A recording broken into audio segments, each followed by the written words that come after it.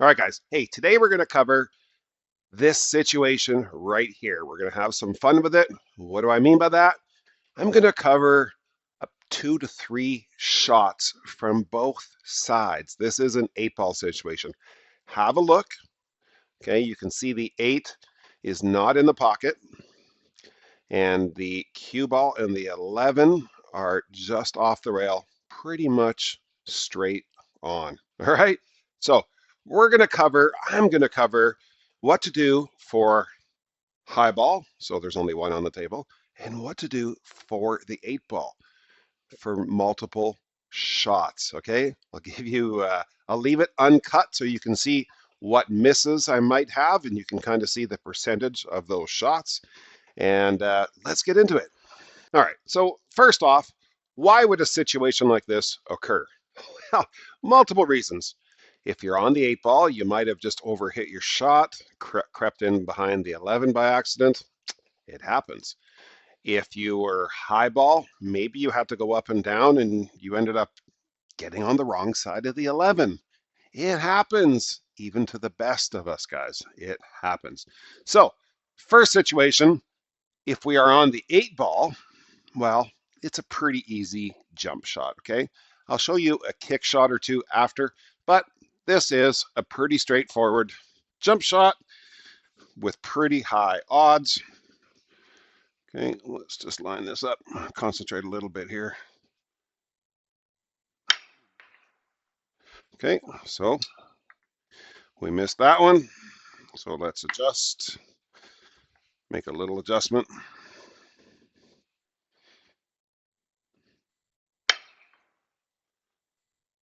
Okay, we hit it, but we caught the rail just first. But we left our opponent pretty good, so that's not so bad. All right, so let's try again. See if third time might be the charm. I'm not going to chalk up. Okay, let's try not to hit the rail first this time. Okay, not bad.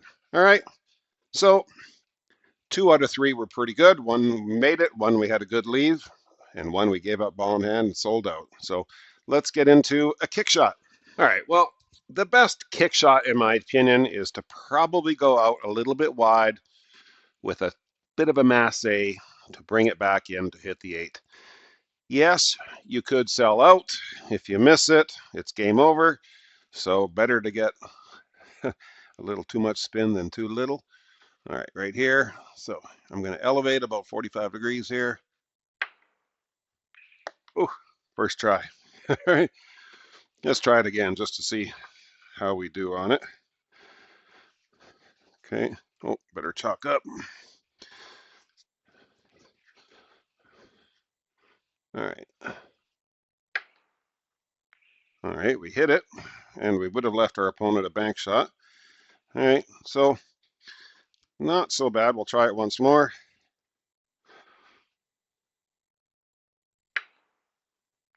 We hit it, and we left our opponent fairly hard, but they can cut that in. If you're going to kick at the 8 any other direction, I wouldn't suggest a one-rail kick because you're almost guaranteed to scratch.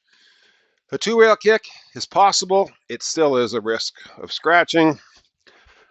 I'll show you 3 attempts here.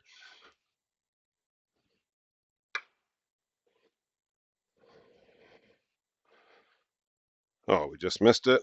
Okay, probably a little too much spin on that one. Not enough spin. Okay, see, low percentage.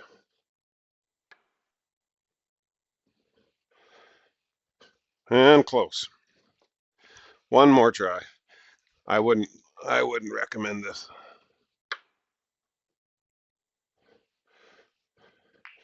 Okay, we hit it, but we sold out anyways, all right? Let's move on to high ball strike, the 11 ball. All right, so other than a bank kiss shot like this, all right, that's very low percentage. We're not going to cover how to do that, okay? It's just for show. Now, can you see an aggressive option for the 11 ball? That means not a safety, not a two-way shot. we're just going for the aggressive shot. Yeah, it's pretty easy bankside. Check it out. All right, I'll leave it uncut. We'll see how many tries it takes me to get it. It does require some outside left spin. Otherwise, you're not going to make this.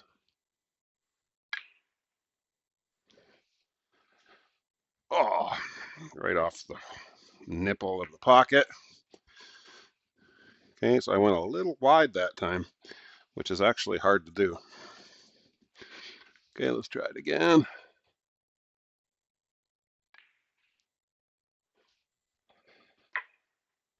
Whew. And we didn't scratch, but we did leave ourselves a bit of a shot on the 8. All right, so there you go. Took us 2 tries to get the bank side, and then we got the 8 ball. So that's one option. Let's get into safety. All right, what do y'all see for safety play here if you're on the 11 ball, okay? Or stripes. What do you see for safety play? Well, most of you are going to say, just tuck that cue ball in behind the 11. Okay, but there's 2 problems with that.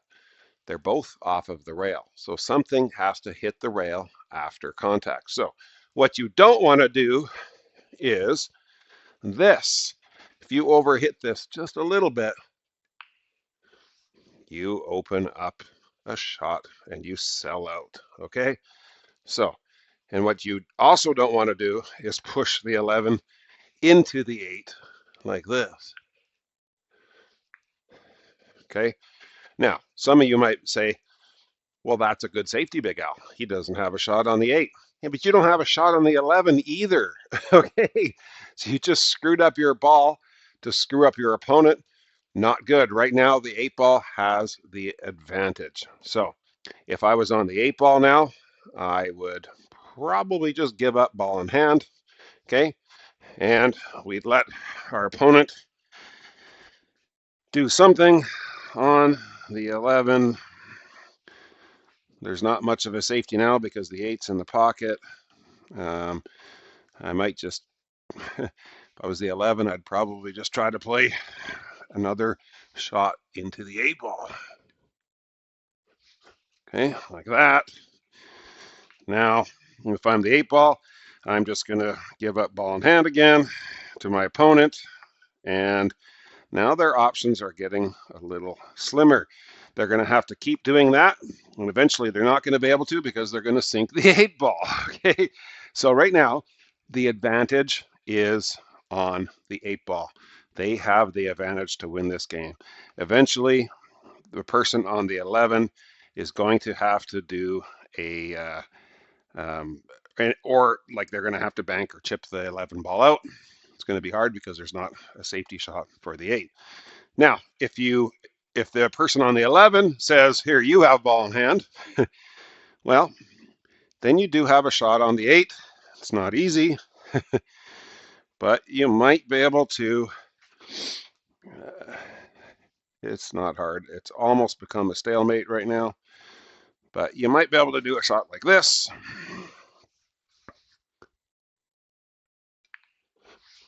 All right. Now the person on the 11 is probably going to give it back to you again. And it's going to go on and on like this for a bit, except for now the 8 ball goes. So remember I said the 8 ball had the power advantage. It had inside position to the pocket. Now this is a pretty easy 8 ball shot. Okay, even if you double kiss it a bit, like it did, and it dropped. All right, so all of those shot situations that we just dealt with were all a result of a poorly played safety. So let's do a proper safety, and I'm going to cover actually 2 safety situations from high ball here, okay? So one would be, yes, contacting the rail after you hit the 11 and hiding the cue ball behind the 11. Closer to the 11, the better, because you don't want to leave your opponent an easy jump. All right, so I think it's better to overcut this a little bit so the cue ball comes back off of the rail and hides in behind the 11. Now, that isn't too bad of a safety there. All right. The jump shot isn't the easiest. You are getting a little closer to the ball now, so it becomes a little bit harder. And you're also close to the blocker ball, which becomes a little bit harder. So now, if I was uh, in this 8-ball position, I'd probably either do the jump shot or I'd have to try that 2-rail kick shot again. Or you could try a very delicate finesse masse. Let's give it a few tries to see if we can get it. Okay, gonna have to make sure I chalk up nice and good. All right, on this one, you just want to let your cue basically fall to the surface of the table. You don't want to push it much. Okay, nope. Okay, it's not the easiest. I think it was right about there. All right. Oh, too much that time. Okay, somewhere in between.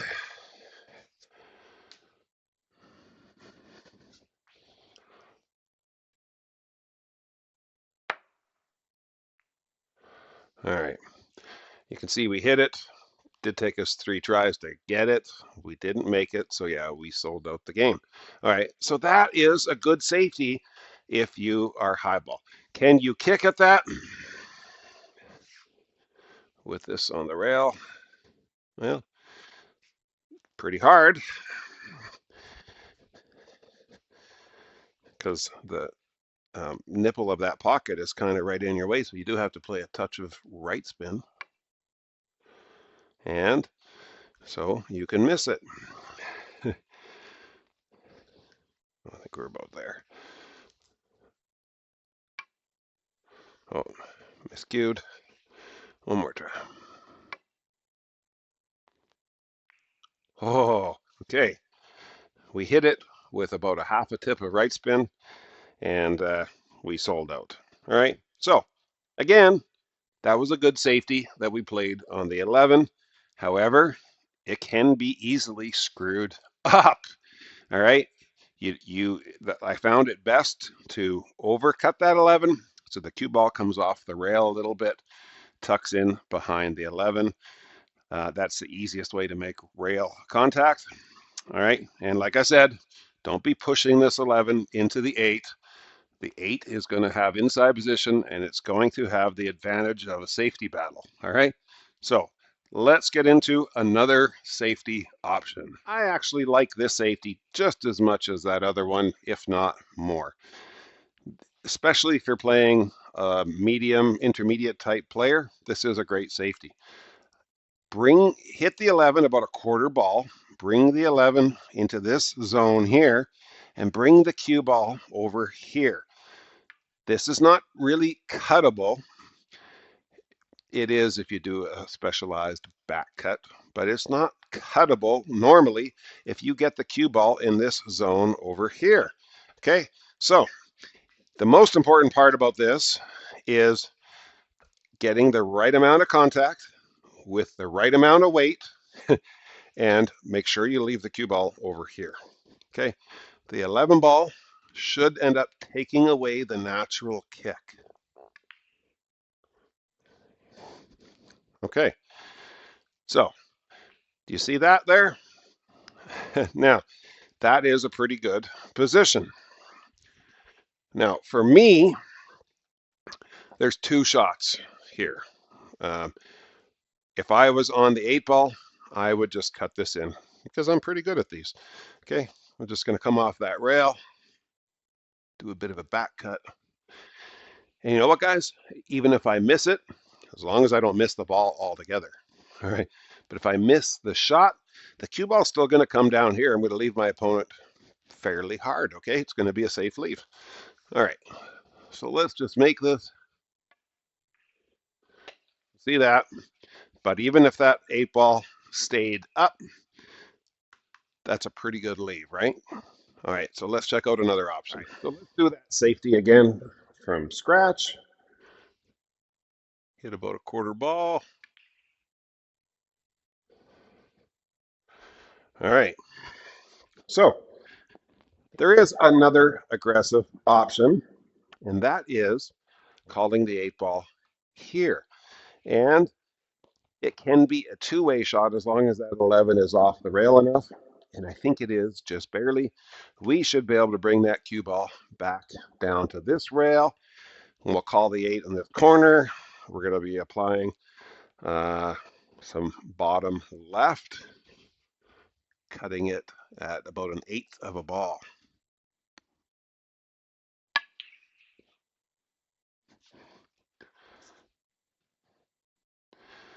Okay, not too bad. I did leave a cuttable shot. Okay, so let's try that again. Maybe just a touch softer. We were about right here.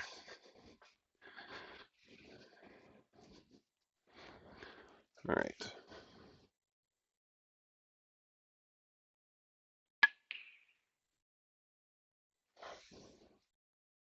Oh, we made it.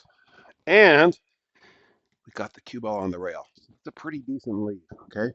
Especially if you're playing an intermediate type player. All right, so not a bad option, right? Second try. And both times we did get a fairly decent lead. Although the first time we missed the 8, second time we made the 8, all right? So let's say the 8 didn't fall, it stayed in the pocket, okay? What do we do on high ball now? Well, we got to try to cut it in. Problem is, we might sink that 8 ball. Okay, that this is a good leave from the 8 ball shooter. This was a good result. All right, so let's try cutting this in. I'm going to have to play a little bit of inside spin as well. And I do have 4-inch pockets, so these shots do become a little bit harder on tighter pockets. All right, so there we go. First try. All right, let's try again. I had enough inside spin, so we avoided that corner pocket. I think it was about here. Now, let's see what happens here. If, actually it was right about there. All right, and we were pretty much on the rail. Let's see what happens if I don't play any inside spin.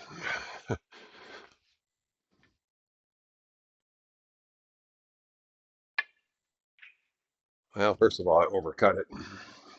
Okay, so there you go. You can see this isn't the easiest shot.